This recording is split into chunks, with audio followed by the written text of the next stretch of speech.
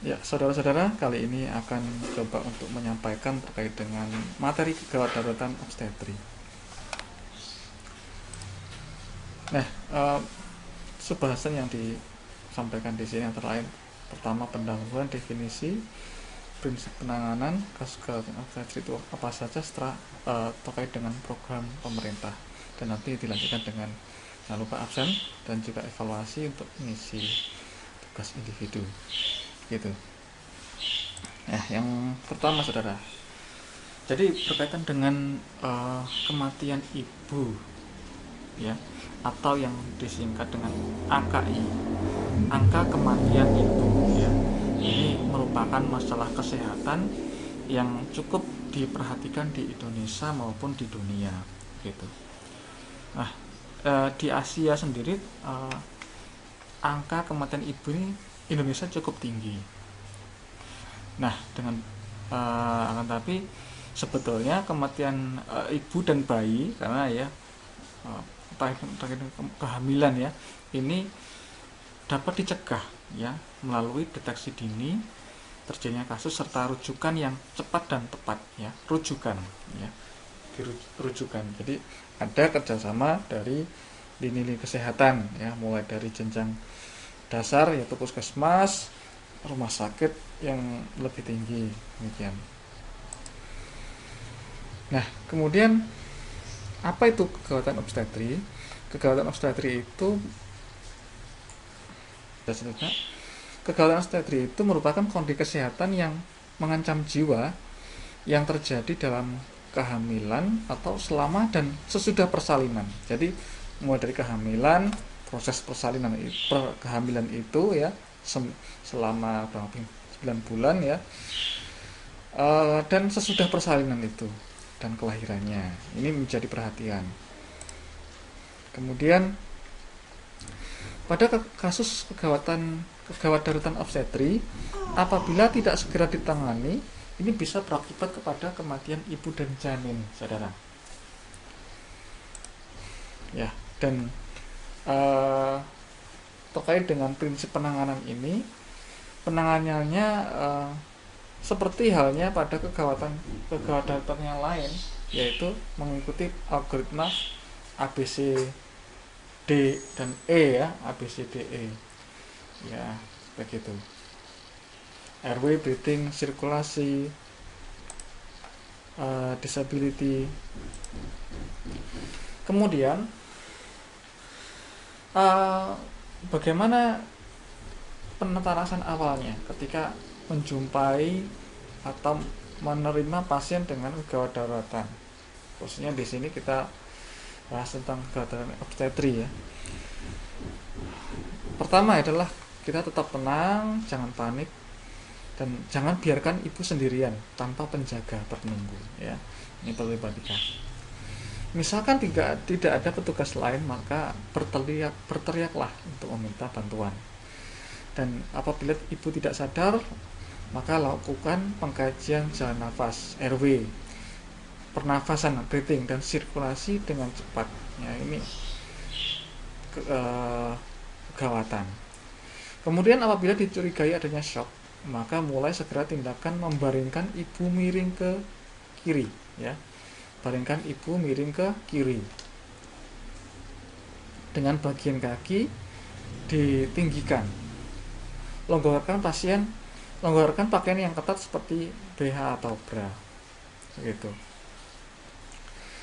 Nah, kenapa demikian? Ya, kenapa kok kakinya dinaikkan ya? Supaya apa? Supaya sirkulasi ke otak juga tidak berat gitu. Sehingga diharapkan utamanya adalah sirkulasi dioptimalkan, sirkulasi menuju ke otak. Ya. Demikian juga untuk miring kiri itu. Ajak bicara ibu atau klien dan bantu ibu klien untuk tetap tenang gitu. Ya, supaya apa? Proses tindakan bisa maksimal. Kemudian lakukan pemeriksaan dengan cepat melalui tanda-tanda vital ya. Tanda-tanda vital, nadi, tekanan darah, suhu, RR untuk mengetahui apa, shock dan sebagainya, warna kulit dan perdarahan yang keluar, ya karena sangat rentan sekali terjadinya perdarahan biasanya, karena kasus yang paling banyak pada kegawatan maternal atau obstetrik itu adalah perdarahan salah satunya. Oke. Kemudian, nah pengkajiannya seperti disampaikan di awal bahwa kita pakai prinsip ABCDE ya, airway, jalan napas, breathing, pernafasan, sirkulasi, disability, seperti halnya kasus kegawatan yang lain. Demikian. Nah, apa saja kasus-kasus kegawatan obstetrik itu ya? Ternyata sebenarnya banyak sekali penyakit atau dan gangguan pada kehamilan yang bisa mengancam ibu dan bayi. Ada banyak sekali. Tapi ini adalah hal yang utama yang sangat sering. Yang pertama adalah perdarahan pada kehamilan. Perdarahan pada kehamilan. Kemudian kehamilan itu baik kehamilan muda atau kehamilan lanjut. Kedua adalah preeklamsi dan eklamsi. Ya, nanti kita bahas apa itu preeklamsi atau eklamsi. Lalu sebetulnya ini sudah dibahas juga di perawatan maternitas ya. Kita review lagi sedikit. Perdarahan postpartum. Itu perdarahan setelah melahirkan. Itu juga menjadi perhatian.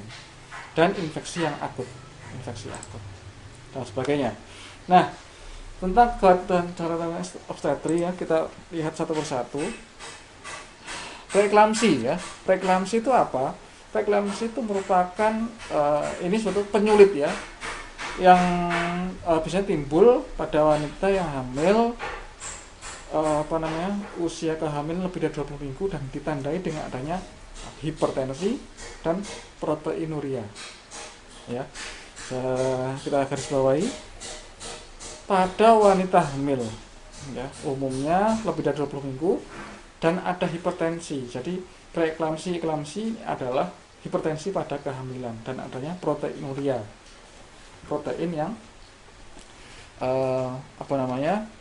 keluar lewat urin dari hasil pemeriksaan urinnya. Kemudian bagaimana klasifikasinya? Kan ada preeklamsi, ada juga eklamsi ya. Jadi kalau preeklamsi itu ada yang ringan, ada yang berat. Kemudian ada eklamsi tersendiri. Bedanya ya, secara umum adalah pada eklamsi ini peningkatan tekanan darah disertai ada kejang, ya, ada kejangnya. Yang kejang ini bukan disebabkan karena infeksi atau trauma. Jadi murni karena karena hipertensi pada kehamilan itu. Kemudian secara umum tadi terkait dengan preeklamsi dan eklamsi. Kemudian untuk preeklamsi ringan ya, ini tekanan darahnya ditandai sekian, lebih dari 140/90 setelah usia kehamilan 20 minggu, adanya proteinuria positif 1, lebih dari positif 1. Kemudian kalau berat hipertensi ini lebih berat lagi, di atas 160, diastolnya lebih dari 110. Adanya proteinuria lebih besar ya. Jadi kadar protein total sebesar, nah jadi gitu loh. Kemudian kadar kreatinin darah melebihi 1,2. Cuman kecuali ketika diketahui ada peningkatan sebelumnya. Kemudian ada timbul gejala nyeri kepala, nyeri ulu hati dan mata kabur ya, dengan tekanan darah itu. Kemudian ya tadi saya garis bawahi, eklamsi ini hipertensi disertai adanya kejang ya, kejang. Berikutnya adalah bagaimana pengelolaan preeklamsi berat dan eklamsi itu ya. Seperti di awal bahwa penata laksanaannya adalah melalui algoritma airway, breathing, circulation, disability ya, ABCDE. Ini yang perlu diperhatikan. Pertama, jangan biarkan sendirian, tempatkan penderita setengah duduk ya. Kemudian mintalah pertolongan pada petugas yang lain atau warga penderita ya, supaya menjaga jalan nafas, bersihan jalan nafas, meringkan kepala penderita ya, bila muntah misalkan begitu. Pernafasan, berikan oksigen, berikan ventilasi dengan balon dan masker ya. Sirkulasi, observasi nadi, tekanan darah, pasang infus RL, RDS, NaCl, demikian. Kemudian cegah kejang ya, ini kata disability ya. Ini adalah beberapa tindakan medis yang diberikan. Pengaturan tekanan darah, anti hipertensi, kemudian dan dirujuk ya, dirujuk rumah sakit, bidan dan sebagainya. Kemudian tadi kita bahas tentang hipertensi pada kehamilan, preeklamsi dan eklamsi. Sekarang tentang perdarahan pada kehamilan. Perdarahan pada kehamilan ini dibagi dua ya. Ada perdarahan pada kehamilan muda dan perdarahan pada kehamilan lanjut. Nah, perdarahan pada kehamilan muda ini seringkali tidak mudah dikenali. Kenapa? Ini kaitannya dengan yang sering ya, umum ya. Ini adalah abortus ya. Abortus baik itu yang disengaja maupun tidak disengaja. Ini terkadang di masyarakat bahwa ini sulit untuk disampaikan ya, enggan untuk disampaikan, sehingga seringkali ditemui kasus yang ketika itu sudah berat ya, karena ada stigma negatif ya terkait dengan abortus ini. Kemudian perdarahan pada kehamilan muda merupakan perdarahan pada kehamilan di bawah 20 minggu. Ya, ingat 20 minggu berarti di bawah 5 bulan ya. Di bawah 5 bulan. Dan perkiraan berat janin ini kurang dari 500 gram atau setengah kilo, di mana janin belum memiliki kemampuan untuk hidup di luar kandungan. Kemudian gimana dengan perdarahan dalam kehamilan pada kehamilan lanjut? Tentu kehamilan lanjut ini disebabkan oleh karena kelainan implantasi ya, penempelan janin ke rahim itu ada gangguan, baik itu plasenta letak rendah, plasenta previa ya, kelainan insersi tali pusat, kemudian dan sebagainya. Ya, ini bisa menyebabkan seperti itu. Dan terkait dengan perdarahan postpartum atau perdarahan pasca persalinan ya, perdarahan persalinan ini, oleh karena itu mengapa ibu-ibu yang setelah melahirkan itu tidak dibiarkan begitu saja, tetap perlu pemantauan ya.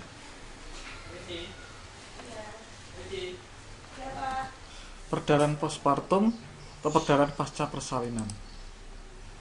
Nah, perdarahan pasca persalinan ini umumnya disebabkan oleh gangguan kontraksi ya, kontraksi uterus ya, robekan dinding rahim atau jalan lahir. Oleh karena itu kenapa setelah melahirkan itu perlu diperhatikan bagaimana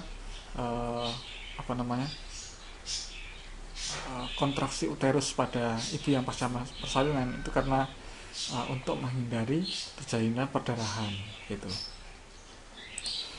Nah, kemudian apa saja tanda gejalanya? Ya, ada perdarahan abnormal setelah melahirkan ya, terjadi perdarahan abnormal setelah melahirkan. Ya, kemudian pasien mengeluh lemah, limbung ya, limbung atau biasanya ya perasaan seperti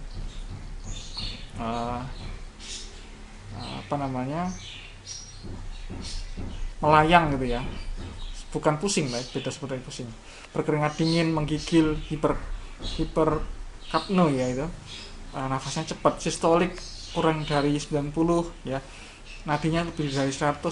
Ini bahaya karena bisa menyebabkan shock karena terjadi perdarahan.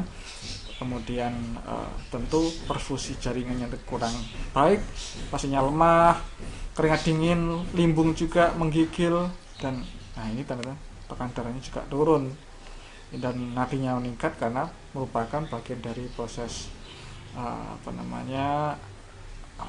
adaptasi ya. HB-nya juga nurun kurang dari 8. Kemudian berikutnya adalah kasus sepsis purpureum atau sepsis infeksi ya pada saluran genital. Nah, ini terjadi setelah pasca ketuban pecah ya, kemudian atau mulai persalinan hingga 42 hari setelah persalinan. 42 hari berarti berapa?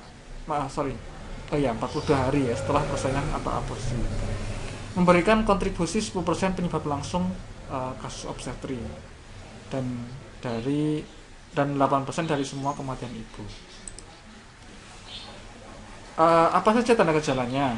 Antara lain demam, nyeri panggul, ngilu, ada cairan pervagin yang abnormal, cairan berbau tidak normal atau busuk, tanda-tanda infeksi, dan terhambatnya involusi uterus. Nah, ini berkaitan dengan program pemerintah, saudara. Jadi, berkaitan dengan angka kematian ibu dan bayi ini, AKI dan angka kematian bayi, pemerintah memiliki program ya dengan penyelenggaraan namanya PONET dan PONEK ya, dengan tujuan meningkatkan akses maternal ya, akses layanan ibu dan neonatal yang baru lahir melalui program penanganan komplikasi pada ibu hamil dan bayi berlahir, yaitu pakai PONET dan PONEK ya. Apa itu PONEK? Jadi ini merupakan layanan obstetri dan neonatal yang terpadu ya, saling berkait ya, saling sinergi, terintegrasi. Nah, di sini ada dua hal yang sedikit berbeda antara PONEK dan PONET. Kalau PONEK ini pelayanan ya, obstetri neonatal ya, pelayanan terkait dengan kehamilan, neonatal bayi baru lahir, emergensi komprehensif ya di rumah sakit. Ini tatanannya di rumah sakit. Sedangkan kalau PONET ini adalah neonatal emergensi dasar, jadi dilakukan di puskesmas gitu. Rumah sakit PONEK merupakan rumah sakit rujukan yang memberikan layanan 24 jam untuk kegawat darurat ibu dan bayi. Jadi ada ruang khusus yang khusus untuk ibu dan bayi yang emergensi pada IGD-nya. Rumah sakit PONEK merupakan rumah sakit rujukan yang memberikan layanan 24 jam untuk kebutuhan ibu dan bayi. Oke, lanjut. Dan sedangkan untuk layanan PONET yang dasar ini merupakan layanan kesehatan yang disediakan puskesmas ya, puskesmas yang rawat inap terkait dengan kasus emergensi obstetri dan neonatal tingkat dasar selama 24 jam gitu. Dan kemudian keberadaan PONEK dan PONET ini sangat membantu penurunan AKI, angka kematian ibu, jika disertai petugas kesehatan dan sarana prasarana yang memadai. Nah, dalam pelaksanaannya PONET dan PONEK ini harus bekerja sama untuk mendukung layanan ibu dan bayi sebaik mungkin. Demikian.